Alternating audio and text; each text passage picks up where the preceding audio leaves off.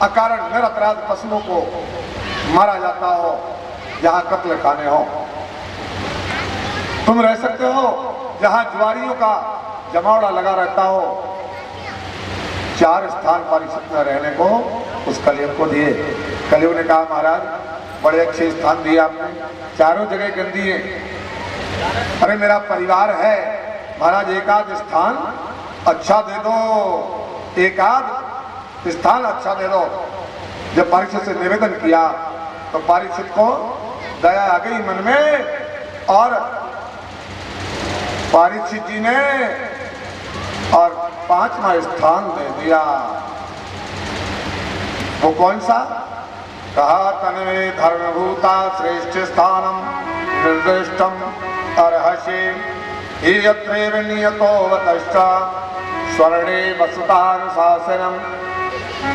अच्छा एक स्थान तुम्हें देते हैं, तुम स्वर्ण में भी निवास कर सकते हो, तुम सोने में भी निवास कर सकते हो। स्वर्ण में, जहां सोना में स्वर्ण में रहने के लिए और आज्ञा मिली, बस कलयुग तुरंत कहा महाराज बस कृपा हो गई आपकी, और तुरंत अदृश्य हुआ और परीक्षित जी के मुकुट में प्रवेश कर जाता है। और जैसे ही परीक्षित के मुकुट में प्रवेश करता है, परीक्षित का मन बिगड़ता है, मन बिगड़ता है, बड़ी तृषा होती है, तृष्णा होती है, तृषा मनुष्य को तृषा होती है। एक तो होती है जरूरत की चीज मिल गई, पूर्ति हो गई। तो मनुष्य की जो जरूरतें हैं, जरूरतों की पूर्ति करना उसका धर्म है।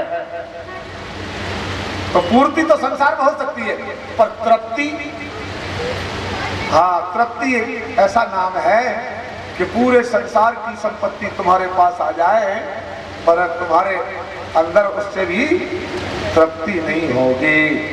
ये अतृप्त तृष्णा जिसे कहते हैं, तृष्णा ये परीक्षित के मन में व्याप गई, इसलिए परीक्षित को तृषा लगी और परीक्षित तुरंत पहुंचा कहाँ? एक महात्मा के आश्रम में, जहाँ संत जी ध्यान लगाए बैठे थे। उन ध्यान लगाए हुए संत से कहता है महाराज मुझे प्यास लगी, मुझे पानी पिलाओ। कलयुग तो मुकुट में प्रवेश कर गया, बुद्धि बिगड़ी परीक्षित की। जो परीक्षित संतों की सेवा करता था वही परीक्षित संत से कहता है जाकर के, अरे बाबा जी पानी पिलाओ। बाबा जी ध्यान में मग्न थे, ध्यान में मग्न। जो ध्यान में मग्न होता है उसे बाहरी संसार का पता नहीं रहता। ये ध्यान योग की 7वीं सीढ़ी है। योग की 8 सीढ़ियां हैं। पतंजलि योग दर्शन में योग के 8 आयाम समझाए गए। पहला यम, दूसरा नियम, तीसरा आसन, चौथा प्राणायाम, 5वां प्रत्याहार, 6वां धारणा, 7वां ध्यान, 8वें स्थान पर समाधि कही जाती है। ये योग के 8 अंग हैं। ये 8 अंगों वाला योग महात्मा जी किस सीढ़ी पर थे? 7वीं सीढ़ी पर ध्यान मग्न थे। और जब ध्यान में मग्न थे तो महात्मा जी को परीक्षित की आवाज कहां से सुनाई देती? परीक्षित को क्रोध आ गया। क्रोध आया, परीक्षित ने एक मरा हुआ सांप बाण की नोक से उठा करके ऋषि के गले में डाल दिया। ये ऋषि कौन थे? इनका नाम था समीक ऋषि। समीक ऋषि के आश्रम में ये सांप डाल दिया उनके गले में। और परीक्षित इस तरह से ऋषि का और अपमान करके वापस लौटता है। परीक्षित लौट करके अपने राज्य को आता है। ये राज्य में आकर के और पसीना पसीना हो रहा है, अपने मुकुट को उतार करके और बैठ करके पसीना को पहुंचता है। परीक्षित के सर से जैसे ही मुकुट उतरा, परीक्षित को होश आ गया, मैंने तो बड़ा बुरा काम कर दिया। एक महात्मा के गले में मैंने निरपराध संत के गले में सांप डाल दिया, बहुत बुरा हुआ। ये तो परीक्षित यहाँ दुखी हो रहा है। सज्जनों, इस परीक्षित की बुद्धि बिगड़ी कैसे? बोले कलयुग मुकुट में बैठ गया। अच्छा, कलयुग की हिम्मत, जो भगवान श्री कृष्ण का भक्त हो, जिसने भगवान के दर्शन पा लिए हो, ऐसे भक्त के मुकुट में क्या कलयुग बैठने की हिम्मत कर सकता? नहीं। तो कारण क्या था? बस यही कारण समझने के लिए भागवत रहस्य। परीक्षित ने खजाना खोल करके जो मुकुट बांधा, अपने दादा का हाथ का मुकुट रख दिया। ये मुकुट ही कहां से आया था? ये मुकुट जब धर्मराज राजसूय यज्ञ कर रहे थे और जरासंध को मारने के लिए श्री कृष्ण अर्जुन भीमसेन जाकर के युद्ध की भिक्षा लेकर के मांगने को गए। सज्जनों, तभी जरासंध ने भिक्षा दान में दी और भीमसेन ने 27 दिन युद्ध करके 28वें दिन जरासंध को मारा और जरासंध का राज श्री कृष्ण ने उसके बेटे को दे दिया। तो भीम को लगा मैंने इतने दिनों से किया, मेरे पास कोई निशानी नहीं, तो जरासंध का मुकुट भीमसेन लेकर के और हस्तिनापुर में लाए, धर्मराज को दिखाया। धर्मराज ने कहा यह धर्मी अन्याय की कमाई का मुकुट है, इसे हम लोग कोई नहीं बांधेंगे, अब तुम ले आए हो तो इसे खजाने में डाल देते हैं। वो जरासंध का मुकुट खजाने में रखा था जो अधर्म और अनीति की कमाई का था। परीक्षित ने वो अन्याय का धन अपने माथे पर रखा, इसलिए कलयुग को परीक्षित के मुकुट में प्रवेश करने में कोई कठिनाई नहीं हुई। इसलिए परीक्षित की बुद्धि बिगड़ी और यहाँ ऋषि के बालक समीक का पुत्र श्रृंगी अपने बालकों के साथ, मित्रों के साथ खेल रहा था। बताया तेरे पिता के गले में कोई सांप डाल गया है। उसने आकर के और देखा पिता के गले में सांप पड़ा हुआ, तुरंत जल उठाया और अपनी तपस्या के आधार पर श्राप दिया, जिसने मेरे पिता के गले में सांप डाला हो उसको 7 दिन तक्षक नाग डस ले और उसकी मृत्यु हो जाए। ओंकार भर के श्राप दिया और श्राप के लगते ही श्रृंगी ऋषि के और बच्चों को सुनकर के समीप का ध्यान खुला और समीप ने अपने पुत्र को देखा बड़ा दुखी और पूछा तुम क्यों दुखी है? उन्होंने कहा पिताजी आपके गले में कोई राजा आया था, मरा हुआ सांप डाल दिया, मैंने उस दुष्ट को श्राप दे दिया। समीप ने कहा तुमने बड़ा बुरा किया, जब राजा धरती पर नहीं होगा, राजा धरती पर नहीं होगा, न्यायाधीश राजा, धर्मवान राजा होना बड़ा मुश्किल है। वो राजा आजकल परीक्षित है, बड़ा धर्मात्मा है, न्यायाधीश राजा नहीं होगा, धर्मात्मा राजा नहीं होगा तो संसार में अधर्म फैल जाएगा। बुरा किया। सजनाओ इस संसार को 3 तंत्र चला रहे हैं, 3 तंत्र, एक राजतंत्र है, एक धर्म तंत्र है, तीसरा तंत्र कौन है जो आज हम लोग देख रहे हैं, हम और आप देख रहे हैं। तीसरा तंत्र है विज्ञान तंत्र। संसार को आज चलाने में ये 3 तंत्र काम कर रहे हैं। अगर ये तीनों ईमानदारी से काम करें तो ये धरती स्वर्ग से भी ज्यादा सुखदायी बन सकती है। राजतंत्र में बैठे लोग अगर नीति पर काम करें और धर्म तंत्र के मंचों पर बैठे लोग अगर न्यायपूर्वक कार्य करें तो संसार में अधर्म नहीं हो सकता। तीसरा तंत्र विज्ञान। अगर विज्ञान तंत्र ही अगर शुद्ध नीति से काम करे तो संसार में सुख की सामग्री का भंडार भर देगा। परंतु इन तीनों तंत्रों का आज वर्तमान में हाल बुरा है। तीनों तंत्रों का हाल बुरा है। राजतंत्र में बैठने वाले लोग अपनी नीयत को ठीक नहीं कर पा रहे हैं। धर्म तंत्र के मंचों पर बैठने वाले भी कहीं ना कहीं गड़बड़ होते जा रहे हैं और विज्ञान तंत्र पर बैठने वाले भी इनके मन में भी कहीं ना कहीं ईर्षा दो, इसलिए अणु परमाणु बम बनाने में लग गए। सज्जनों ये तीनों तंत्र अगर ठीक बने रहे तो देश स्वर्ग से भी बढ़कर हो सकता। राजतंत्र गड़बड़ा जाएगा, तूने बुरा काम किया। पर बालक ने कहा मैंने तो श्राप दे दिया। और महात्मा ने अपने 2 शिष्य बुलाए और कहा जाकर के परीक्षित को बताओ कि तुम्हारे लिए श्राप दे दिया गया और अब तुम्हारी मृत्यु 7 दिन के भीतर हो जाएगी। वो शिष्य जाते हैं और परीक्षित यहाँ चिंता कर रहा है।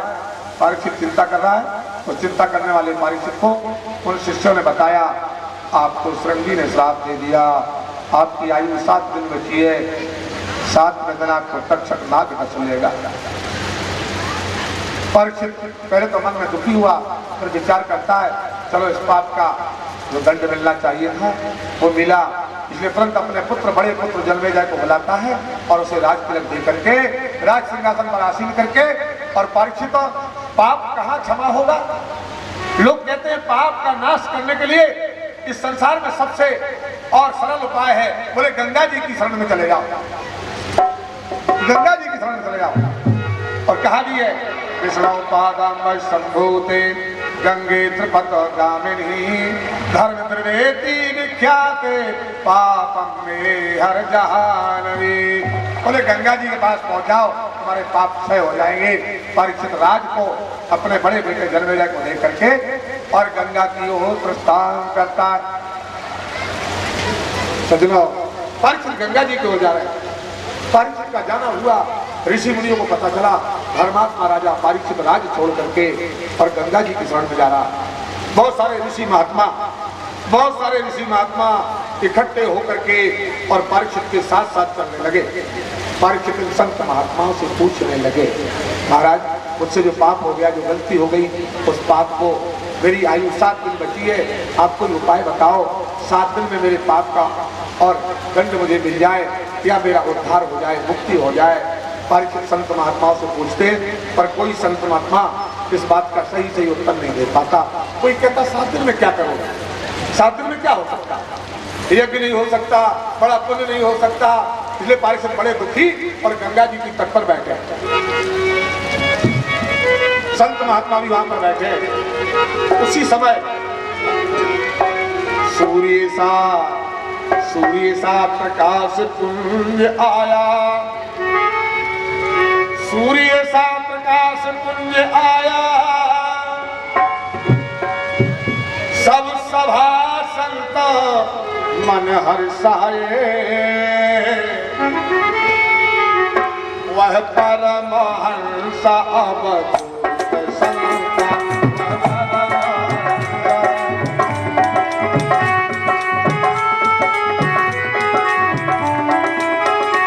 वह परमहंस अवधूत संत, सुंदर ऋषि के दर्शन पाए, सुंदर ऋषि के दर्शन पाए,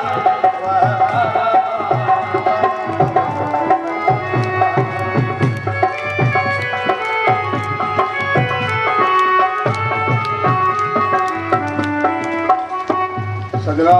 जिस समय सब ऋषि मंडल बैठा हुआ, कोई सही उत्तर नहीं दे पा रहा था, उसी समय और उन संतों के बीच में एक सूर्य जैसा प्रकाश पुंज, तपस्वी तेजस्वी संत का आगमन हुआ।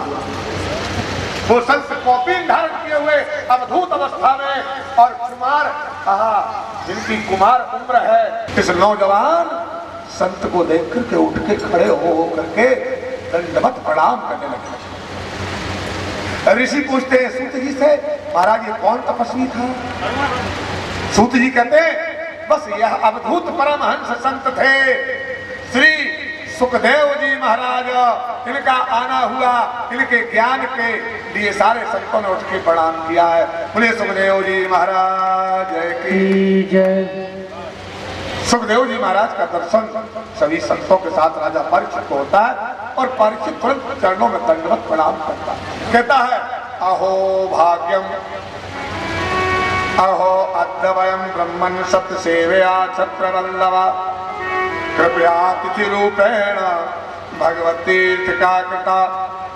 अहो मैं अति धन्य हूँ, यद्यपि मैं संसार में कोई धर्मात्मा नहीं हूँ, पर मुझे जैसे अधर्मी को भी और संतों का सत्संग मिला, गंगा जी का सानिध्य मिला, इसलिए मुझे परमहंस संत का दर्शन हुआ।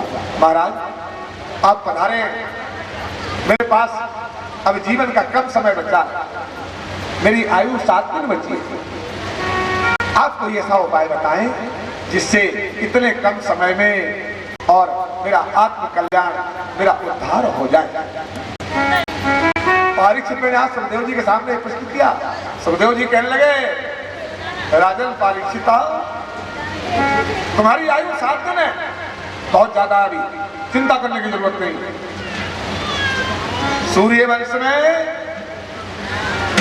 महाराज खटवांग अपनी मुक्ति का उपाय पूछने के लिए,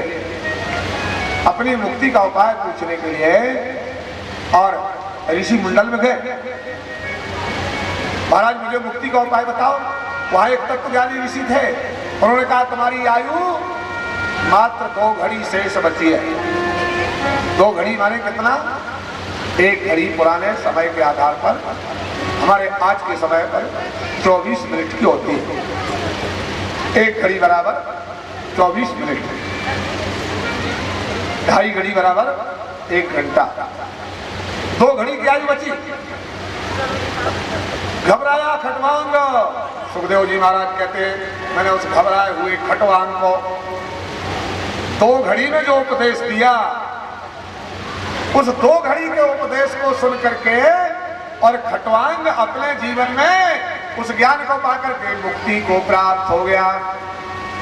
जब 2 घड़ी 48 मिनट में खटवांग को मुक्ति प्राप्त हो सकती है, तो परीक्षित, तुम्हें चिंता करने की जरूरत नहीं, तुम्हारी आयु तो 7 दिन है, इसलिए तुम निश्चिंत रहो, तुम्हारी दुर्गति नहीं होगी, तुम्हारी मुक्ति होगी, क्योंकि जिसको संत मिल गए,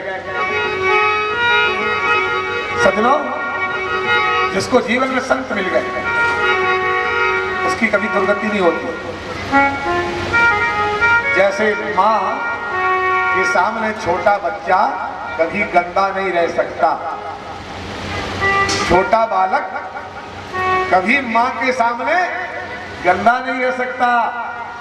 धन्य है वो जो माँ के सानिध्य में जिनका बचपन गुजरा, माँ मिल गई तो बचपन की गंदगी समाप्त। तो लोग गंदे कब होते हैं? जवानी में। बचपन में माँ का साथ रहा तो गंदा नहीं हो पाएगा, और जवानी में महात्मा का साथ मिल जाए तो मनुष्य की जवानी गंदी नहीं हो सकती। और वो भाग्यशाली है जिन्हें बचपन में माँ मिल गई और जवानी में मिल गए महात्मा, तो अंत में मिलेंगे परमात्मा, इसमें भी कोई संशय नहीं। ऐसे संतों का मिलना हो गया, बस परीक्षित मन में प्रसन्न होता है। और हम आपसे निवेदन करेंगे, संत कहीं मिल जाए। संत किसे कहते हैं? जो अशांत मन को भी शांत कर दे। परीक्षित अशांत था, संत के मिलने पर दुखी मन भी प्रसन्न हो जाए, अशांत मन भी शांत हो जाए, उसे कहेंगे संत। ये संत की पहचान है। अग्नि किसे कहेंगे? अरे जिसके सामने जाने से हमें गर्मी महसूस होने लगे, आंच लगने लगे, उजाला दिखने लगे, वो अग्नि है। इसी तरह संत की पहचान जिसके पास बैठने से, नजदीक पहुंचने से अशांत मन भी शांत हो जाए, सज्जनों से कहा जाए संत। और ऐसा संत आपके जीवन में मिल जाए तो संत चरण रजधार रे, संत चरण रजधार रे, हरि निश्चय मिले।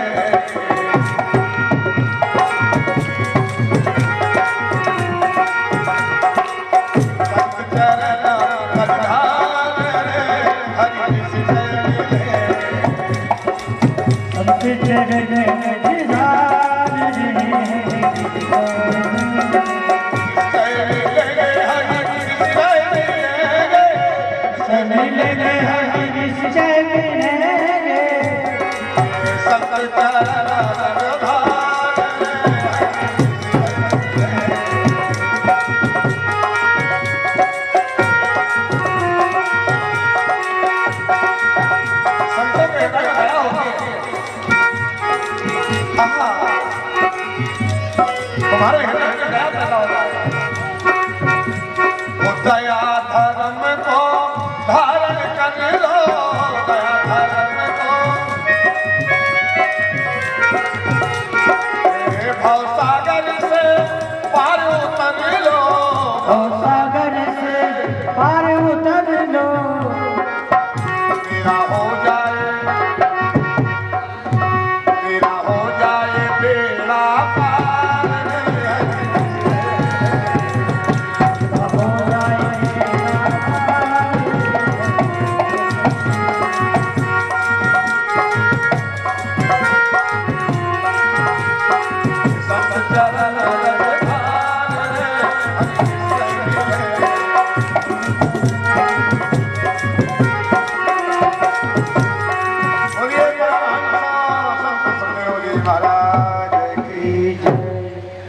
ऐसे संतों का मिलना परीक्षित जी के लिए सौभाग्य से प्राप्त हो। सुखदेव जी कहते हैं, राजन परीक्षित हो, तुम निश्चिंत रहो, पर ये बताओ क्या इस गंगा के तट पर बैठे हो, तुम्हारा मन कहीं तुम्हारे राज्य की ओर आकर्षित तो नहीं है? तुम्हारा मन कहीं परिवार की ओर आकर्षित तो नहीं है? परीक्षित जी कहते हैं, महाराज ये मन अब नूनम भगवतो ब्रह्मन् गृहेषु गृही मेदिना न लक्ष्यते य स्थानमपि गोदोहनो क्वचिता। सुखदेव जी महाराज से प्रार्थना करते हैं, परीक्षित महाराज आप जैसे तपस्वी का दर्शन हुआ, अब मन में बस आपकी अमृत रूपी वाणी सुनने की कामना है। अब राज्य और परिवार के प्रति कोई लगाव नहीं बचा।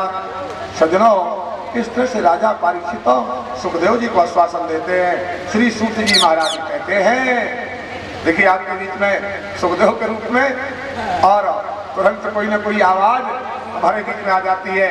सज्जनों, इस तरह से सुखदेव जी से आश्वासन पाकर के राजा परीक्षित बड़े प्रसन्न होते हैं। और महाराज परीक्षित ने सुखदेव जी से केवल 2 प्रश्न रखे। क्या सुनना चाहते हो परीक्षित? परीक्षित ने कहा, महाराज बस केवल 2 बात। पहला प्रश्न, इस जीवात्मा को मनुष्य शरीर मिला, इस मानव का कर्तव्य क्या है? मानव का कर्तव्य क्या है? दूसरा प्रश्न, महाराज मानव जीवन भर कर्तव्य करता है, कर्म करता है, और जिसकी उम्र कम बची हो, जिसके सामने मौत दिख रही हो कि मृत्यु सिर पर है, ऐसे मरणासन्न व्यक्ति का धर्म क्या है? बस 2 प्रश्न। मरणासन्न व्यक्ति का धर्म